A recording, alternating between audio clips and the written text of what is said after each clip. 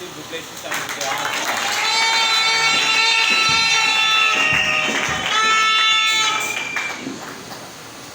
Alléluia. Alléluia. Ah, nous sommes désolés de nous retrouver dans des conditions que nous n'avons pas prévues. Il n'y a pas de courant, il n'y a pas d'instrument.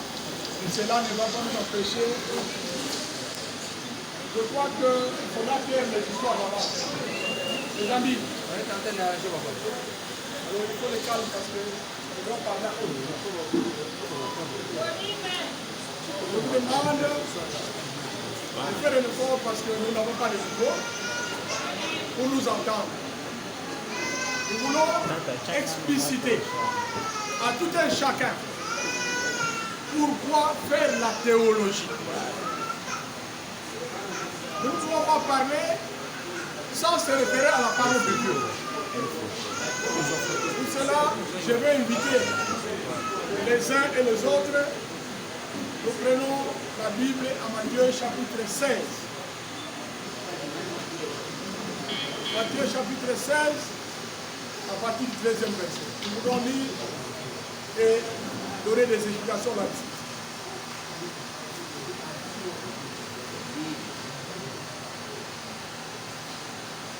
Jésus étant arrivé dans le territoire de Césarée de Philippe, demanda à ses disciples: Qui suis-je? Au dire des hommes, moi le Fils de l'homme. Ils répondirent: les uns disent que tu es Jean-Baptiste, les autres Élie, les autres Jérémie ou l'un des prophètes. Et vous, leur dit-il, qui dites-vous que je suis? Simon-Pierre répondit: Tu es le Christ, le Fils du Dieu vivant. Jésus reprend la parole, lui dit: Tu es heureux Simon, fils de Jonas, car ce ne sont pas la chair et le sang qui t'ont révélé cela, mais c'est mon Père qui est dans les cieux.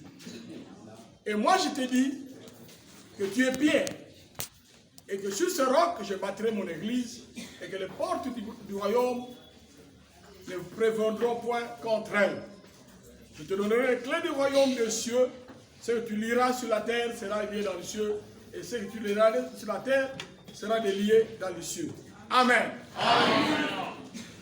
Partant de cet extrait d'évangile, nous voulons tirer certaines leçons pour faire comprendre ce que c'est la théologie. Théologie, c'est un terme grec. Il y a deux mots dedans. Théos, logos. Théos veut dire tout simplement Dieu. Logos veut dire la parole. Étude, science. Cela veut dire que la théologie, c'est la parole de Dieu. Ou l'étude de Dieu, la science de Dieu. Mais vous allez me dire, mais pourquoi étudier Dieu? Parce que nous avons besoin d'étudier Dieu. Beaucoup de gens refutent la théologie. Ils disent que j'ai le Saint-Esprit. Le Saint-Esprit me produit tout. Tout ce que je dois faire. Le Saint-Esprit me dit ceci, cela. Et beaucoup d'églises sont dirigées aujourd'hui à partir de prédilections. Aujourd'hui, on attend qu'il y ait un rêve. Dieu nous a dit ceci.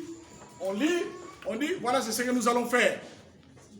Mais je pense que cette source-là n'est pas tellement sûre. Pourquoi? Parce que dans la lecture que nous venons de faire, nous voyons trois sources de doctrine. Alléluia. Amen. Il y a trois sources de doctrine. Quand Jésus demande à ses disciples, qui suis-je au dire des hommes? Moi, le Fils de l'homme. Qu'est-ce que ça veut dire? Il voulait connaître les opinions des gens sur sa personne. Il s'adresse à ses disciples. Ses disciples qui le suivaient et qui avaient eu des enseignements auprès de lui. Il testait leur niveau de formation. Il voulait comprendre si il savait qui il était par rapport aux enseignements qu'il avait donnés. Alors il leur dit, qui suis-je au dire des hommes? C'est ce qui est important. Alléluia. Amen. Qui suis-je au dire des hommes? Là, il est en train de demander, qu'est-ce que le monde, qu'est-ce que les hommes disent? C'est-à-dire qu'il y a une opinion qui existe. L'homme a aussi sa manière de penser, ce qu'on appelle les opinions. Alléluia. C'est le cas des chefs des partis politiques. Ils émettent des opinions et ils mettent ça à la disposition du peuple. Quand vous suivez un leader politique, il a une vision à vous donner. Ce n'est pas mauvais, mais c'est comme ça que ça va se passer dans le monde. Mais dans le domaine spirituel, Jésus demande « Qui suis-je au dire des hommes ?» Alors il y avait plusieurs réponses. Suivez-moi. Les uns disent que tu es Jean-Baptiste, les autres tu es Élie, Jérémie et l'un des prophètes. Cela veut dire que cette source-là n'était pas une source sûre. Alléluia. Amen. Cette source-là était une source sujette à erreur. Quand on dit tu es Jean-Baptiste, tu es Élie, donc il n'était pas sûr. Alléluia. Amen. Alléluia. Amen. Les uns l'appellent Élie, les autres l'appellent prophète, les autres Jean-Baptiste. Mais finalement, qui il était? Alors Jésus se tourne vers ses disciples. Alléluia. Il dit, ça ce sont les autres. Mais vous, pourquoi il a fait la différence entre le monde, les hommes du monde et ses disciples? Parce qu'il les avait déjà formés. Alléluia. Amen. Il les avait déjà formés. Il demande à vous, que dites-vous? Alors Pierre, inspiré, dit, tu es le Fils du Dieu vivant. Voilà la bonne réponse. Alléluia. Amen. La réponse ne venait pas des hommes à ce moment-là. C'est Dieu qui dictait. Sur base d'une formation. Est-ce que quelqu'un me suit? Oui. Ils avaient déjà une base pour que le Saint-Esprit agisse sur cette base. Le Saint-Esprit est en nous, dans l'Église, mais il a besoin de la connaissance. Ça, c'est Dieu. Alléluia. Yeah. Là où la parole et l'Esprit s'accordent, Jésus-Christ est Seigneur. Quand il n'y a pas de connaissance, vous allez commencer à dire, c'est le Saint-Esprit qui a dit. Nous avons connu beaucoup d'églises aujourd'hui, des gens qui ont l'appel, mais qui ne sont pas arrivés à leur objectif parce qu'ils ont négligé la formation. Je continue. Alors, Jésus reprend la parole, dit, qui est heureux, Simon, car ce ne sont pas la chair et le sang qui t'ont dit cela, mais c'est mon Père qui est dans les cieux. Il met la différence entre la chair et le sang, c'est-à-dire ce qui est source de l'homme et ce qui vient de Dieu. C'est-à-dire qu'il y a une autre source à part l'homme, il y a Dieu. Alléluia. Amen. Dieu nous parle. Et nous avons besoin d'apprendre ce que Dieu nous dit. Pour comprendre ce que Dieu a dit, il y a ce qu'on appelle les Écritures saintes. Alléluia.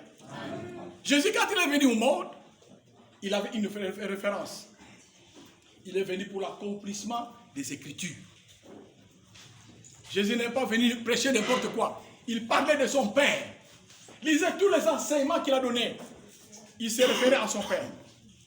Et c'est alors que Jésus a atteint son objectif parce qu'il avait une référence. Alléluia. Amen. Je peux vous parler de votre humble serviteur. Je n'ai jamais choisi de devenir pasteur. Alléluia. Amen. Jamais dans ma vie, je disais, je serai pasteur. Mon ambition, quand j'étais enfant, je voulais devenir médecin. Parce que quand j'ai eu la révélation du travail que j'ai fait, j'étais au campus universitaire de Kinshasa. À la faculté, je voulais devenir médecin. Mais un certain jour, j'ai reçu cette révélation. Cette révélation qui se trouve dans Luc 5, 10.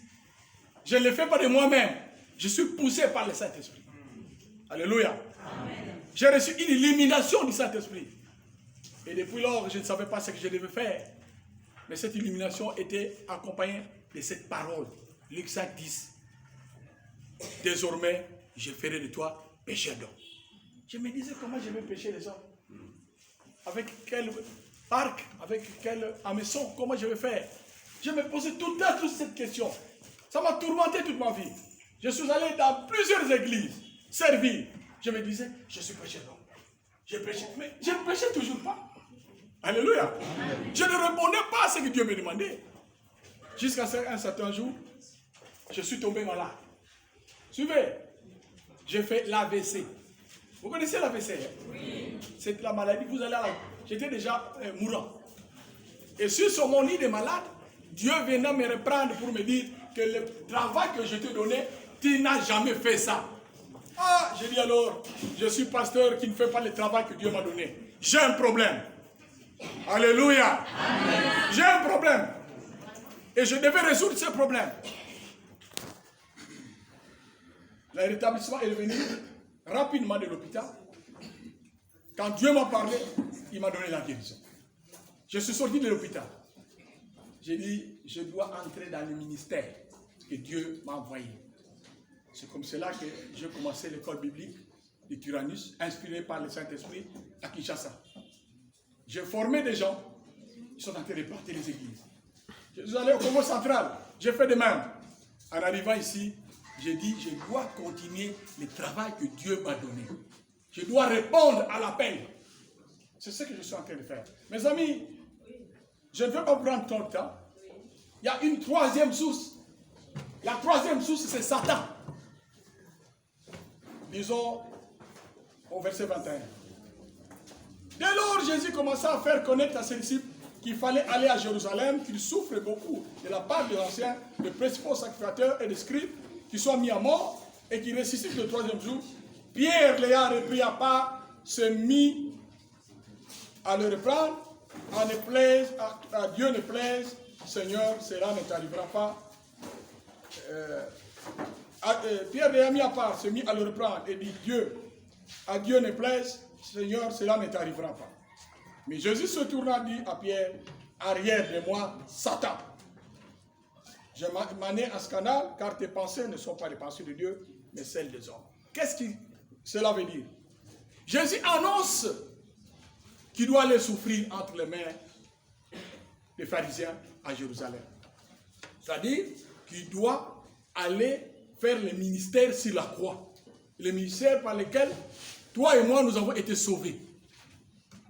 Parce que Jésus a exercé son ministère sur la croix.